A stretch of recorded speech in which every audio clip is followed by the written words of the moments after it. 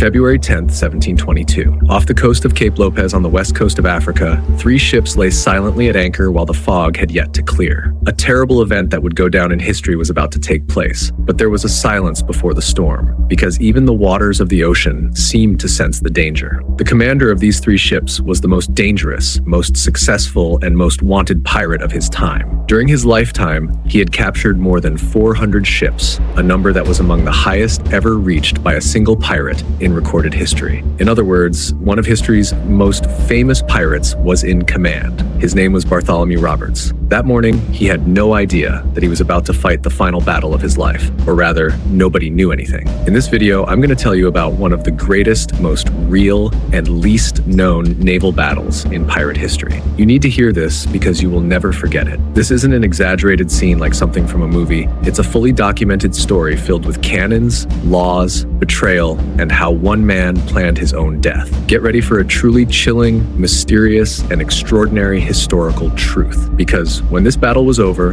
one of the biggest pirate trials in history would also begin. You may have heard of Jack Sparrow, Captain Barbossa, and Will Turner, but now you are going to see a real pirate and a real event. Have you ever heard of a pirate captain planning his own death in advance? Or does that sound like something ridiculous and made up to you? Because Robert's story is exactly about that. And this is what turns it from an ordinary conflict into one of the strangest and most cinematic real events in pirate history. No one could have imagined that a person could be this intelligent. But first, let's understand Roberts, because you can't understand this battle without understanding him. His personality shaped everything that happened that morning, from top to bottom. Roberts had an unusual style of dress. He wore a dark red waistcoat and trousers, placed a red feather in his hat, and wore a gold cross necklace decorated with diamonds around his neck. He didn't drink alcohol, he only drank tea, and he expected his crew to observe the Sabbath. So, in other words, he was a strong-willed pirate captain with principles. This man had not actually entered piracy voluntarily. While working as a second mate on a merchant ship, his vessel was captured by pirates, and he was persuaded to join the crew against his will.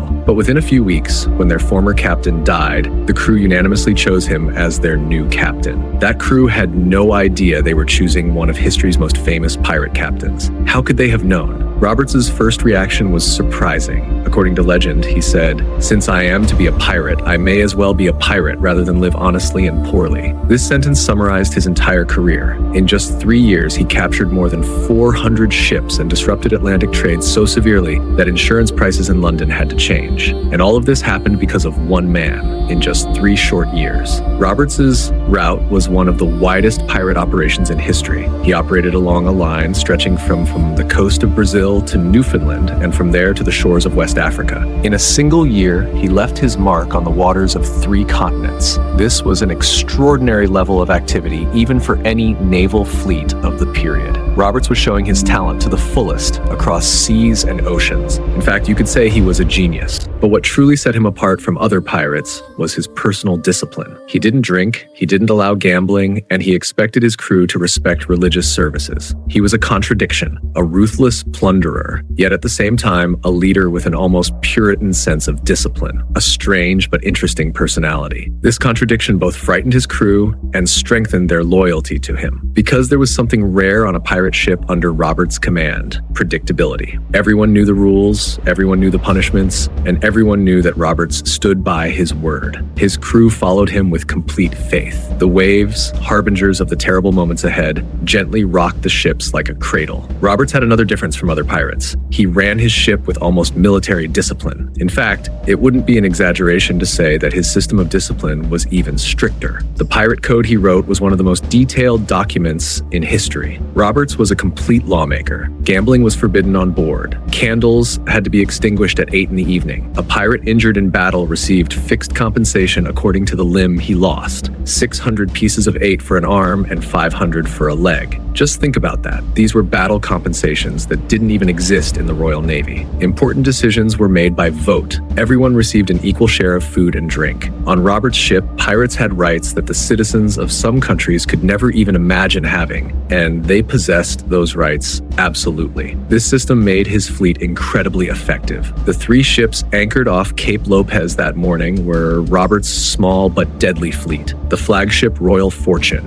a captured French ship armed with 40 cannons. Beside it were 2 smaller ships named Ranger and Little Ranger. They were waiting in battle formation for something that had already been planned. These 3 ships had been the greatest threat on the West African coast until that very morning. But the real strength of these 3 ships was not just in their cannons. The system Roberts had created gave every member of his crew a specific role, a specific responsibility, and specific rights. When a ship was captured, the division of the loot was beyond dispute and followed predetermined shares. This gave Roberts an advantage that other pirate captains of his time didn't have: a loyal, motivated, and disciplined crew. And that was exactly why, during those 3 years, there'd been no mutiny and no major betrayal aboard his ships. This was an almost unheard of level of stability during the age of piracy, and it was only one of the qualities that made Roberts unforgettable. The trade flowing between Europe, America, and Africa was like a vein system that kept the economies of continents alive. Sugar, enslaved people, gold, silk, everything was transported through these waters. Roberts alone shook the reliability of this entire system. Some merchants became so afraid of traveling through his territory that certain trade routes were temporarily abandoned altogether. Some ship owners could not risk sailing without insurance and chose to remain in port instead. The nightmare of trade across the seas and oceans, Roberts was now approaching an end. And by planning even his own end, he was determined to control the final moments of his life as well. This was exactly why the British government had made him such a high priority target. But there was a hunter after Roberts, and this hunter had been tracking him for years. To secure the trade routes, Roberts had to be defeated. The HMS Swallow of the British Royal Navy, under the command of the experienced Captain Chaloner Ogle, had been searching the West African coast for months. Ogle had only one goal: find Roberts and eliminate him forever. But if the man in question was Roberts, this would not be easy. You had to be more fearless and smarter than him. On the morning of February 10th, the Swallow approached off Cape Lopez at dawn and spotted the silhouettes of 3 ships through the fog. Ogle immediately understood this was the fleet he had been looking for, and he was not wrong. But Ogle used a clever tactic. Instead of attacking directly, he made it appear as though his ship was retreating, behaving like an ordinary merchant vessel that had become frightened and was fleeing. With this, he made the first move. It was a deliberate trap. One of Roberts's ships, the Ranger, attempted to chase the fleeing ship and followed the Swallow, separating itself from the main fleet. The plan seemed to be working. Getting this far had required months of patient pursuit. The Royal Navy had assigned multiple ships to capture Roberts, but Roberts' route was so vast and unpredictable that every previous attempt had failed. Searching the enormous oceans was, of course, no easy task. Ogle's advantage was his patience. He sailed the Swallow along the West African coast for weeks, gathering information from local merchants and ports and mapping Roberts's possible routes. He was constantly thinking and planning, but all of his efforts had finally paid off. When he arrived off Cape Lopez on the morning of February 10th, it was not simply a coincidence. It was the result of months of meticulous intelligence work. This detail is important because it separates the Battle of Cape Lopez from an ordinary accidental conflict. This was a real game of hunter and prey, with both sides preparing in their own ways. Only one side didn't realize it was being hunted. There was, in fact, a more cunning and superior plan at work. The Ranger approached, believing that it had trapped the Swallow. But once they reached open waters, Ogle suddenly changed course and revealed the true strength of his ship. The HMS Swallow was not a merchant vessel. On the contrary, it was a fully equipped warship armed with 50 cannons. The Ranger's guns were almost nothing in comparison. In other words, the pirate ship Ranger had made the mistake of its life. The clash was short and brutal. The Swallow's cannon fire tore through the Ranger's hull. During the battle, which lasted around 45 minutes, 10 members of the Ranger's crew were killed and 20 were seriously wounded. The ship's main mast collapsed and its sails were torn to pieces. The plan had worked perfectly. In the end, the captain of the Ranger realized that his ship could not withstand any more damage and raised the flag of surrender. This meant that 1/3 of Roberts' fleet had been lost before the main battle had even begun, and Roberts still had no idea. The danger was enormous. Roberts's strength had been reduced by 1/3. This is one of the most ironic aspects of the battle, because the loss of the Ranger was not just the loss of a ship. It also meant losing some of Roberts's most experienced and battle-hardened crew members. The crew remaining aboard the Royal Fortune had unknowingly lost the strongest part of their fleet's defense. This was very bad. While the fate of the Ranger was being decided, Roberts was having a calm breakfast with his crew aboard the Royal Fortune. He appeared to be completely unaware of everything, but was the game planner's strategy really unfolding differently? According to some accounts, there was salted meat and fried food on the table that morning. Roberts, as always, was drinking tea. Much of the crew was still drunk from the previous night's drinking, something that was not unusual aboard pirate ships of that period. The pirate captain was extremely relaxed as he sipped his tea. With every sip Roberts took, the danger was getting closer. When a ship was spotted approaching in the distance, no one became too concerned. Roberts believed the vessel was probably a Portuguese slave ship. He thought it would be easy prey. This miscalculation would become the biggest mistake of his life. Ogle was moving forward with great cunning. He had a solid plan, and he was determined to finish the pirates once and for all. As the ship drew closer, Robert's lookouts realized the truth. This was not a merchant ship. This was HMS Swallow, and it was heading straight toward them. But the disciplined pirate Roberts remained calm. He immediately gave orders and called his crew to their cannons. But this is where a detail that would go down in history took place. Before entering the battle, Roberts put on his most impressive outfit, as he always did. A dark red waistcoat and trousers, a hat with a red feather, a diamond cross necklace, and 2 pairs of pistols hanging from shoulder straps. Some historians interpret this as arrogance, but a deeper reading is also possible. Roberts had used his image as a weapon for 3 years. For his crew to see him this way, for him to appear fearless until the very end, may have been just as important to him as the battle itself. The fate of the battle could have depended on an outfit. That morning, Roberts was preparing to fight one of the world's most heavily armed warships with a drunken and unprepared crew. It was clear that an intense battle was about to begin. Battle cries would be heard, and either the pirates would win, or Ogle, who had sworn to erase them from history, would prevail. The Royal Fortune quickly tried to maneuver against the Swallow, but Roberts's options were limited: either escape into open waters or fight, and considering the condition of his crew at that moment, neither option seemed realistic. As the Swallow drew closer, the first cannon shots began. The Royal Fortune opened fire, but in a disorganized and uncoordinated way. The disciplined gunners of the Swallow were far more effective because their shots were more accurate,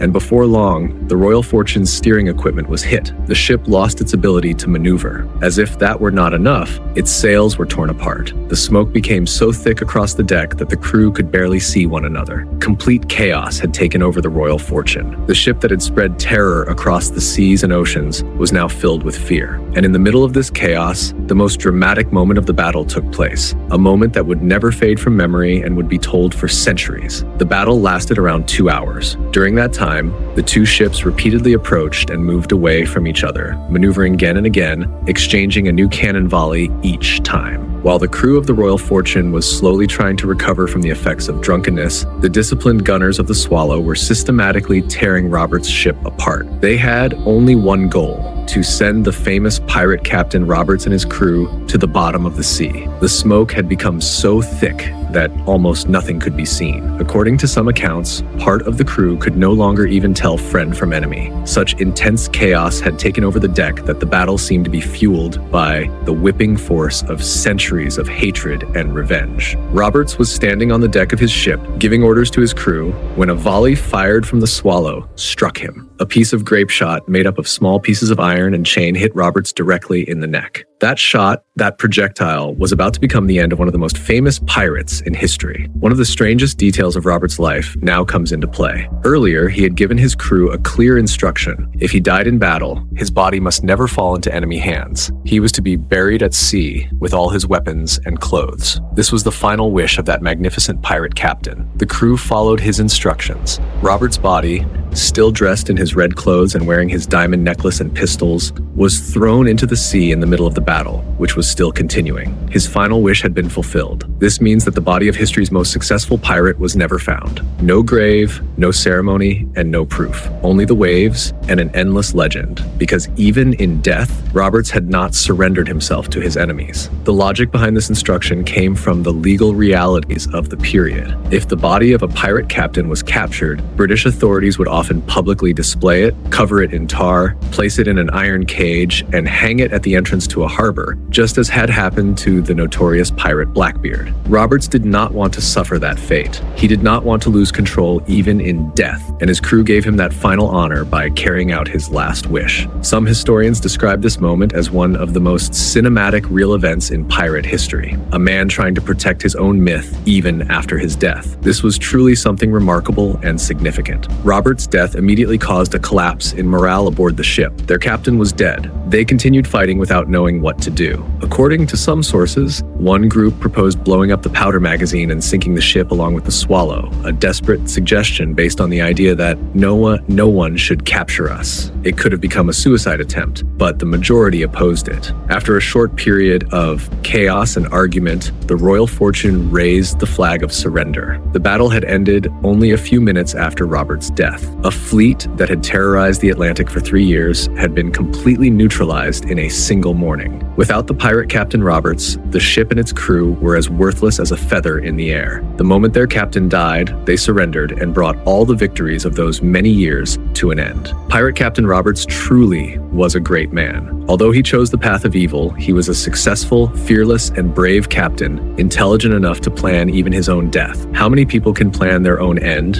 and still face it? What happened after the battle was even more striking and, at the same time, dramatic than the battle itself. The captured crew members were taken to a British colony in West Africa, where one of the largest pirate trials in history began. Around 260 prisoners were brought before a naval court and tried. The trial lasted for weeks. Some crew members defended themselves by claiming that they had been forced to join the ship. This argument worked for some of them, but not for others. In the end, 52 people were sentenced to death and hanged, becoming one of the largest numbers of pirates executed as a result of a single event. And this is a real historical fact. It was written that some prisoners remained indifferent even while being taken to the gallows. Some cursed, some remained silent, and some mentioned Robert's name in their final words before execution. The details of the trial vividly show the understanding of justice at the time. Among the 260 prisoners, there were huge differences in age, experience, and the reasons they had joined the ship. They all said they had joined the crew for different reasons or that they had been forced, but there was one undeniable truth. Under the command of the famous Roberts, they had spread terror across the seas and oceans and disrupted the trade network. The executions were carried out as a series over several days. According to some sources, crowds flocked to watch them. For the people of that era, this was both a display of justice and a form of public entertainment. This trial is considered the effective end of the golden age of piracy. After Robert's death, large-scale, organized pirate fleets would never again become this powerful. It was as if Roberts had taken the power of piracy with him.